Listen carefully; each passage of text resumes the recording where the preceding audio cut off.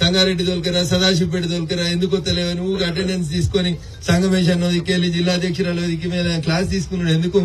దేవుడు టైం ఇచ్చింది కదా, పొద్దుగాల ఒక మండలం పొద్దుకు ఒక మండలం. మిమ్మల్ని నేనే డైరెక్ట్ కలిసి ఎట్లా కొన్ని ఇబ్బందులు ఉంటాయి, ఉన్నాయా?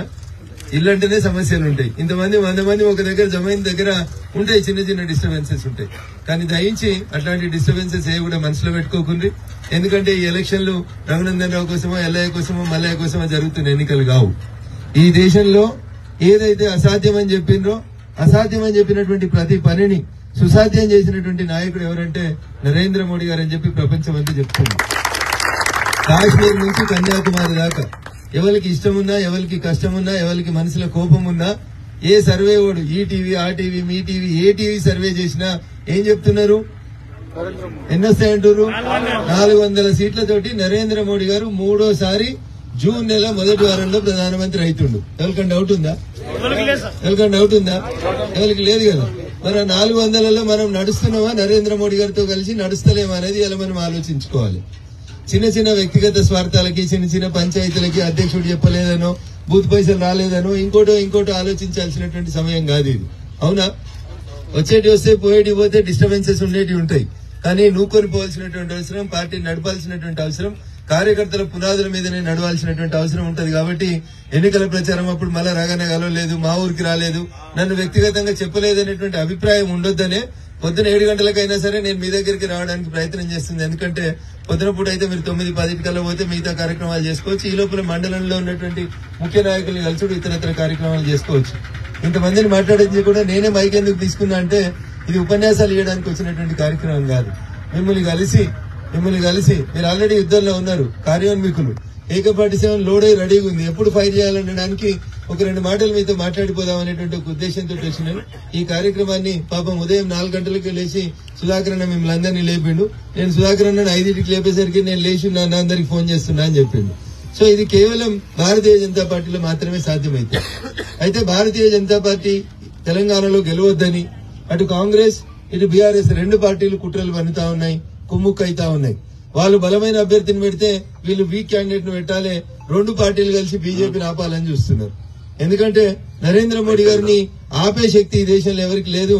ఏదో చిన్న చిన్న ప్రయత్నాలు, సకల గులు పెట్టుడు, ఇది చేసుడు, అది చేసుడు చూసి ఏడ పైసలు ఎవరుకున్నాయి. టీఆర్ఎస్ అయితే ఎవడు 100 కోట్లు పెడతాడు, ఎవడు 200 కోట్లు పెడతాడు, ఎవరి దగ్గర డబ్బులు ఉన్నాయని టికెట్ అమ్ముకునేటువంటి పరిస్థితిలో ఉన్నారు. కాంగ్రెస్ కూడా రోజుకో పేరు లీక్ చేస్తుంది. ఎందుకు? ఎవరు బరువు ఎక్కువ ఇస్తారు, ఎవరు సూట్ కేసులు ఎక్కువ ఇస్తారు అనేటువంటి ఆలోచనతో పోతా ఉంది. కానీ కార్యకర్తల్ని గుర్తించి గౌరవించి పార్టీని కాపాడుకునేటువంటి నాయకత్వ లక్షణాలు ఉన్నటువంటి పార్టీ భారతీయ జనతా పార్టీ. నేను మీకు ఎక్కువ ఉపన్యాసం వేయడానికి రాలేదు, 3 మాటలు చెప్పిపోవడానికి వచ్చినాక. ఒకటి, 10 మంది కలిసి పనిచేస్తే పని సుఖం అవుతుంది. ఒక్కడే బూత్ అధ్యక్షుడు కష్టపడాలంటే చాలా ఇబ్బంది అవుతుంది. చాలా సార్లు పార్టీ మనకు చెప్తుంది, మనం దాన్ని నెగ్లెక్ట్ చేస్తా ఉన్నాం. దయించి ఈ రోజైనా మన బూత్ అధ్యక్షుడు మీ దగ్గర ఆల్రెడీ నాకు తెలిసి మీ బూత్ ఓటర్ లిస్ట్ ఉంటుంది, 10 లేదా 12 పేజీలు ఉంటాయి. ఉన్నాయా? మన ఊర్లో 10 మంది ఉంటే దయచేసి మనిషికి ఒక అమ్మ ఇచ్చి పని పంచుకోండి. పని పంచుకుంటే ఒక కమ్మల ఒక దిక్కు 30 ఓట్లు ఉంటాయి, ఇంకొక దిక్కు 30 ఓట్లు ఉంటాయి, మొత్తం 60 ఓట్లు ఉంటాయి. అమిత్ షా చెప్పినా, నరేంద్ర మోడీ గారు చెప్పినా, నడ్డా గారు చెప్పినా, మన జిల్లా అధ్యక్షులు చెప్పినా ఏం చెప్తారంటే సగం కంటే ఒక ఓటు ఎక్కువ తెచ్చుకోవాలి, ఇది మన డ్యూటీ. మీకు ఇచ్చిన కమ్మలు 60 ఓట్లుంటే మనం తెచ్చుకోవాల్సిన ఓట్లు 31 ఓట్లు తెచ్చుకోవాలి. అది పెద్ద యుద్ధం అని నేను అనుకుంటలేను. ఉదాహరణకి మీ ఇంట్లో ఎన్ని ఓట్లు ఉంటాయి తమ్మి? 8 ఓట్లు ఉన్నాయి. వాళ్ళు ఏం పేరండి? పేరు మల్లేశం. వాళ్ళ ఇంట్లో 8 ఓట్లు ఉన్నాయి. మల్లేశం ఇంటి నెంబర్ 11-8 అనుకో ఉదాహరణకి. మల్లేశంకి ఇచ్చిన కమ్మలు 60 ఓట్లు ఉన్నాయి మొత్తం. ముందు దిక్కు 30 ఓట్లు, వెనక దిక్కు 30 ఓట్లు. ఎన్ని తీసుకురావాలి మల్లేశం డ్యూటీ? అమిత్ షా గారు చెప్పినట్టు ఎన్ని తేవాలి? 31 తెచ్చుకోవాలి. రేపు కాంగ్రెస్ ఓడు, బీఆర్ఎస్ ఓడు, సమాజ్వాదీ పార్టీ, సిపిఐ, సిపిఎం, జగనన్న, షర్మిలక్క ఇంకా 90 మంది జమ అయినా గానీ వాళ్ళకి మనం విడిచిపెట్టాల్సిన ఓట్లన్నీ 29 వాళ్ళకి విడిచిపెట్టాలి, 31 మనం తెచ్చుకోవాలి. ఇది సాధ్యం ఎట్లయితుంది ఈ 31 తెచ్చుకోవడం అనేది మీరు దయచేసి ఒకసారి ఆలోచించండి. చిన్న పని అంతే, చిన్న పని, మీకు తెలియని పని కాదు. మీరు అనుకుంటే 2 నిమిషాల పని. ఇప్పుడు మల్లేశం ఈ ఇంట్లో ఉన్నాడు. మల్లేశం దగ్గర ఉన్న కమ్మలు ఎన్ని ఓట్లు ఉన్నాయి? 60 ఓట్లు ఉన్నాయి. మల్లేశంకి రావాల్సిన లక్ష్యం ఎంత? 31 ఓట్లు రావాలి. మల్లేశం ఇంట్లో 6 ఓట్ల 8 ఓట్లు ఉన్నాయి. ఇటుపక్క ఒక 3 ఇండ్లు, ఇటుపక్క ఒక 3 ఇండ్లు. మాట్లాడగలుగుతాడా మల్లేశం? మాట్లాడలేడా? ఎవరుంటారు ఊర్లలో? పక్కిళ్ళల్లో పెద్దనాయన్నో, చిన్నాయన్నో, పాలెల్లో, మనోళ్ళు, మన కులపోల్లో ఉంటారు. అంతే కదా, వేరే వాళ్ళు ఎవరు ఉండరు కదా. మా ఇంట్లో 8 పోయినాయి. ఇంకా నాకు కావాల్సిన 31 8 పోతే ఎన్ని కావాలి? 23 కావాలి. ఈ ఇంట్లో ఒక 3, ఆ ఇంట్లో ఒక 3, ఆ ఇంట్లో ఒక 3 ఉన్నాయి అనుకోరు, చిన్న ఇళ్ళు ఉన్నాయి అనుకోరు, మల్లేష్ ఇంటి పక్కన 3 ఓట్లుంటే కూడా ఎన్ని అయినాయి? ఇటు 9 అయినాయి. ఇటు 4 ఓట్లు 3 ఉన్నాయి అనుకోండి, 12 అయినాయి. ఈ 12 + 9 21. వీళ్ళ ఇంట్లో ఎన్ని ఉన్నాయి? 8 ఉన్నాయి. ఎన్ని అయినాయి మొత్తం? 29 అయినాయి. ఇంకెన్ని ఓట్లు కావాలి ఆయనకు? ఇంకో 2 కావాలి, అంతే కదా. మల్లేష్ అసలు ఇల్లు ఇంకో 3 దొరికినాయి అనుకో ఆయనకు, 3 × 24, 4 × 32, 4 ఇళ్లతోటే అయిపోతుంది కార్యక్రమం.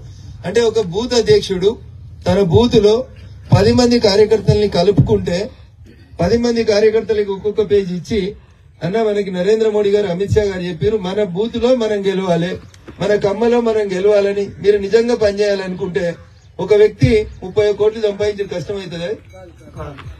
కష్టమవుతుందా? సంపాదిస్తేనే నువ్వు రేపు వార్డు మెంబర్ అవుతావు, నువ్వు ఎంపీటీసీ అవుతావు, సర్పంచ్ అవుతావు. రఘునందన్ ఎలక్షన్లు మే 13కి అయిపోతాయి, పార్లమెంట్ ఎలక్షన్లు. జూన్ 6, జూన్ 7 నరేంద్ర మోడీ గారు ప్రధానమంత్రి అయిపోతారు. జూలై లేదా ఆగస్టులో మళ్ళీ ఇంకొక యుద్ధం వస్తుంది.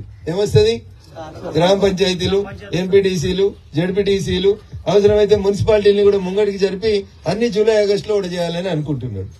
సో ఆ రోజు మళ్ళీ మీరు నాయకులు కావాలంటే ఎట్లయితారు? ఇలా నువ్వు గల్లీలో తిరిగి నువ్వు 30 ఓట్లు తెచ్చుకునేటువంటి స్థితిలో ఉంటే నీకు కొంచెం న్యాయం జరుగుతుంది, లాభం జరుగుతుంది తప్ప ఇంకొకటి కాదు. అందుకని దయచేసి ఇది మోడీ గారి కోసం కదా అందరు వేస్తా అంటున్నారు అన్న. మా ఊర్లే మొన్న జనవరి 22 రోజు ఒక సంఘటన చూసినాం మనమంతా, మీ ఆత్మకూరులో కూడా జరిగి ఉంటుంది. నువ్వు విలువకున్నా పొద్దున లేవగానే అందరు సాన్పు చల్లి, కడుపు కల్లాపు చల్లి, అదేంది ముగ్గులు వేసి, ఆ తర్వాత ప్రతి ఒక్కరు మెడలో కాషాయం జెండా వేసుకుని గుడికి వచ్చిరా సాధనైన వాళ్ళు అన్నదానం పెట్టిరు, ఇంకా రకరకాలైనటువంటి కార్యక్రమాలు జరిగినాయి. ఎందుకు? 500 సంవత్సరాలుగా ఈ దేశంలో రామ మందిరం కట్టాలనేది ప్రతి మనిషిలో, ప్రతి హిందూ అనేటువంటి ప్రతి మనిషిలో ఉంది. పిలిచిరా ఎవరన్నా? మనం కాంగ్రెస్ వాళ్ళు వచ్చిరు, బీజేపీ వాళ్ళు వచ్చిరు, బీఆర్ఎస్ వాళ్ళు వచ్చిరు, ఆఖరికి సిపిఎం, సిపిఐలు కూడా అన్నదాన కార్యక్రమానికి వచ్చి అన్నదానం వడ్డించారు. అంటే ఊర్లన్నీ రెడీ అయ్యి మన వైపు చూడడానికి, నరేంద్ర మోడీ గారి వైపు చూడడానికి సిద్ధమైంది. కానీ మనం పోయి ఒకసారి నమస్కారం పెట్టడం అనేది మన బాధ్యత. 18 లక్షల ఓట్లు ఉన్నటువంటి పార్లమెంట్ లో ఏ క్యాండిడేట్ అన్నా 18 లక్షల మందిని కలవగలుగుతాడా? ఎవరు కలవాలి? మరి బూత్ అధ్యక్షుడే కలవాలి. ఆ బూత్ అధ్యక్షుని కూడా పని పలస కావాలంటే ఏం చేయాలంటే, ఒంటిగా తిండి సుఖం, 10 మందిలో పని సుఖం. ఆ 10 మందిని ఎంబడేసుకున్నావు అనుకో, ఊర్లో నువ్వే లీడర్ అవుతావు. ఇది మొదటి పని. చేయగలుగుతామా? ఇది కష్టమా? 10 మందిని జమేసుకుని ఎవరికమ్మా వాళ్ళకి ఇవ్వగలుగుతామా? అన్న సప్పుడు చేతలు ఇవ్వలేవా? జేబులో సెల్ ఫోన్లు ఎట్లుంటాయి, ఏటీఎం కార్డులు ఎట్లుంటాయి, జేబులో నువ్వు పెన్ ఎట్లా పెట్టుకుంటావు అట్లా ఖచ్చితంగా నీ పన్ను కాగితం నీ జేబులు ఉండాలి. ఎన్ని రోజులు? 50 రోజులు ఉంది. నీ లక్ష్యం ఎంత? 30 కోట్లు. అంటే రోజు 1 కోటి సంపాదించలేవా అన్న?